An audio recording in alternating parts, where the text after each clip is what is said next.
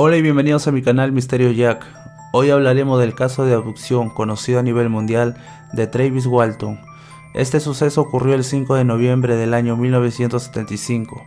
Un grupo de 7 leñadores fueron contratados para efectuar labores de tala de árboles en el Parque Nacional de Sidgray, cerca de Snowflake, Arizona. Travis Walton tenía apenas 22 años y trabajaba con 6 amigos como leñadores. El equipo estaba conformado por Allen Dulles, Steve Pierce, Kenneth Peterson, John Goulet, Dwayne Smith y Mike Rogers. Al llegar al final de la jornada de regreso hacia el pueblo con sus compañeros de trabajo en una camioneta, después de haber talado árboles todo el día, a mitad del trayecto todos observan una extraña luz muy intensa que se cuela por las copas de los árboles. Lo que emitía esa luz era un objeto lenticular. A través de los árboles vimos la fuente de esa luz tan intensa y fue un shock para todos. A 30 metros nuestro teníamos un disco metálico suspendido por encima del suelo, que emitía una especie de halo luminoso y vaporoso. El objeto en forma de disco tendría 6 metros de ancho y de altura alrededor de los 2,50 metros. Tenía una cúpula en su cumbre y era de una incandescencia amarilla. Aterrizó frente a nosotros y bloqueó el camino. 6 de los leñadores, víctimas quizás del asombro o del pánico, se quedaron en el vehículo, pero Travis Walton, presa de la emoción y la curiosidad, saltó de la parte anterior de la camioneta y se apresuró ligeramente hacia el objeto, ignorando los gritos de regreso que sus compañeros prevenían. Según relataron posteriormente, Travis, cuando se halló debajo del aparato, se detuvo y al momento salió de este un rayo de color verde azulado que lo golpeó el pecho, haciéndole caer a tierra, donde quedó tendido y sin conocimiento. Sus compañeros, al ver eso, abandonaron precipitadamente el lugar, dejando allí a su pobre compañero. Tras unos kilómetros, tras haber visto el relámpago de luz irse como una flecha por encima de los árboles, ellos volvieron al lugar del incidente. Travis Walton no estaba allí. Luego de eso darían parte a la policía. Pronto llegó el sheriff Martin Killesmith y todo su equipo de ayudantes. Sometieron un intenso interrogatorio a los chicos. El sheriff era un hombre abierto y tolerante con el asunto de los ovnis. Se encargó de que les trataran bien. Más adelante el sheriff declaró con estas palabras: "La verdad es que todo esto me suena un poco loco, pero tengo que admitirlo, yo no tengo ninguna razón para no creerles". Esa noche los agentes de policías inspeccionaron el bosque, pero no hallaron ni rastro de Walton. Las búsquedas efectuadas por la policía y numerosos voluntarios no dieron con él. Al día siguiente de su desaparición, las autoridades comenzaron seriamente a contemplar un homicidio debido a la extraña historia que contaban los testigos. Los días pasaban y el joven Travis Walton no daba señales de vida.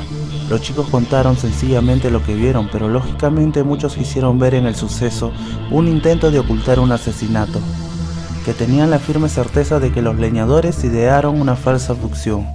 Para ocultar un crimen, fueron acusados de homicidio. Entonces los jóvenes decidieron someterse a la prueba del polígrafo, el detector de mentiras. La familia de Travis les acusaba y lo único que podía demostrar su inocencia era el polígrafo. Todos los medios de comunicación de Estados Unidos, prensa, radios, televisión, divulgaban la historia una y otra vez.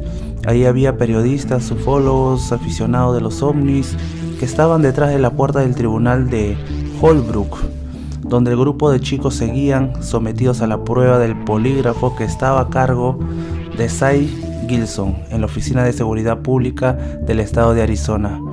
Concluido el examen, Gilson se sorprendió. Quedaba claro que no había signos de alguna mentira. Entonces sí decían la verdad. Travis había sido llevado a bordo de una nave desconocida. El mismo día del polígrafo, el 10 de noviembre a medianoche, la hermana de Travis recibió una llamada telefónica. Era Travis, que decía llamar desde una cabina en Heber, pidiendo ayuda, en estado alteradísimo, y repetía una y otra vez: "Ya me trajeron de nuevo". Acudieron al lugar donde Travis decía encontrarse y ahí lo hallaron, dentro de la cabina telefónica, semi-inconsciente, desnudo y en un estado físico y psíquico lamentable. Lamentablemente había perdido 5 kilos y llevaba barba de 5 días. Su rostro estaba visiblemente demacrado y de rumba a casa no paraba de repetirlo. Eran terribles, y una piel blanca, aquellos ojos grandes que me miraban fijamente, y yo lloraba de terror. Me aclararon que no fueron horas, sino 5 días de desaparecido y que todo el mundo lo estaba buscando. Travis Walton se sometió a sesiones de regresión hipnótica, a cargo de James Harden, quien no dudó en considerar que su caso era auténtico. Gracias a ellas logró recordar gran parte de lo sucedido. Él había sido secuestrado en una nave extraterrestre. Según Walton, lo último que recordaba claramente era que el rayo de luz lo había golpeado mientras estaba de pie debajo del brillante disco. Lo siguiente que supo fue que estaba acostado en un servicio plano, como una cama reclinada. Inmediatamente se dio cuenta de que el aire era húmedo y pesado. También inmediatamente sintió dolor en todo su cuerpo. Una luz brillaba sobre él desde arriba. Cada respiración era decisivamente difícil y dolorosa. Al principio creía que estaba en un hospital, entonces notó que las 3 figuras estaban a su alrededor, cada uno de un traje naranja, aunque era perfectamente obvio para Walton que no eran para nada humanos. Más tarde diría que estas figuras tenían alrededor de 5 pies de altura y con extrañas cabezas calvas y enormes. Sus ojos eran igualmente de grandes. Lo describía como casi marrones, sin mucho blanco en ellos. El resto de sus rasgos faciales eran decisivamente más pequeños que su tamaño sugerido. Lo que Walton finalmente describió fueron 3 alienígenas grises. Con una oleada de adrenalina inducida por el miedo corriendo a través de él, Walton saltó de la cama y se levantó rápidamente. Comenzó a gritar a las 3 criaturas extrañas, advirtiéndoles que se mantenieran alejadas. Se las arregló para recoger un cilindro de vidrio de un estante mientras retrocedía. Su intención era aplastar para objetar y usarlo como un arma. Sin embargo, fue incapaz de romperlo. En cambio, lo agitó a las 3 criaturas y continuó gritando. Para su sorpresa, retrocedieron y abandonaron la habitación.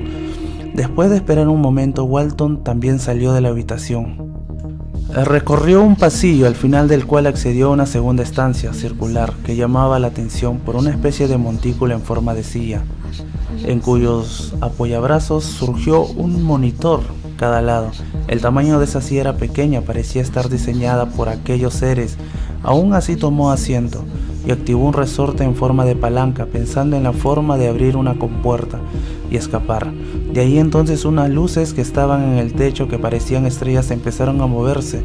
Tuvo dudas y volvió a poner la palanca como estaba. Entonces fue recibido por un ser de aspecto humano, una altura aproximadamente de 1,80, vestido con un traje azul. Su cabeza estaba cubierta por un casco. Travis se sintió más confiado al lado de aquel ser, evidentemente por su apariencia humana. Travis le comenzó a hacer muchas preguntas, pero este ser no le hacía caso. Aquel ser le tomó del brazo y le condujo por un montón de estancias, pasillos, hasta que entraron en una sala donde los estaba esperando otros 3 seres, 2 hombres y una mujer vestidos de igual forma, pero sin cascos. Eran rubios de tipo nórdico, con el pelo bastante largo. Todos le forcejearon para tumbarle encima de una mesa, y al final tendido le descendieron un objeto que cubrió su cara. Tenía forma de máscara de oxígeno, tras lo cual lo siguiente que recordó fue que estaba tendido en mitad de una carretera y pudo ver una gran nave que ascendía encima de él hasta alejarse. Hoy en día el caso de Travis Walton se ha convertido en uno de los más famosos y más documentados casos de abducciones en la historia ufológica. Incluso la Paramount le realizó una película llamada Fuego en el Cielo, basándose en el caso. Lógicamente esta película deja mucho que desear, porque debería de haber sido un film que reprodujera fielmente al pie de la letra todo lo ocurrido.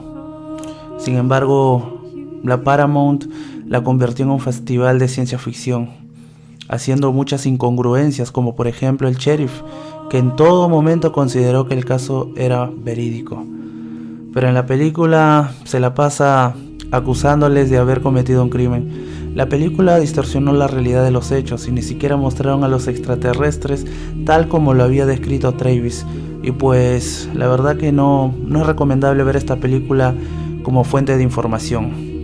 Además, científicos a principios de abril del 2017 reveló anomalías en el terreno donde ocurrió la abducción de Travis Walton. Este laboratorio especula que el sistema de propulsión de la nave flotante tiene un poderoso efecto electromagnético, atrayendo y concentrando estas partículas de hierro hacia la superficie. Esto se ha observado en el análisis de suelos de otros sitios donde los ovnis aterrizaron o flotaron cerca del suelo. Espero que les haya gustado el video. Pues, ¿qué piensa usted sobre este caso? Gracias.